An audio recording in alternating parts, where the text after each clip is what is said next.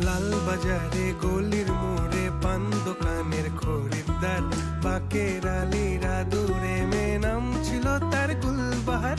লাল বাজারে গলির মোড়ে পান দোকানের খরিদ্দার, বাকের আলীরা দূরে মেয়ে নাম ছিল তার গুলবাহার। নাম ছিল তার গুলবাহার, দেখতে ভারী চমৎকার, তুলনা যে হয় না তার হোসনে আরা গুলবাহার। বাকের আলীরা দূরে মেয়ে নাম ছিল তার গুলবাহার।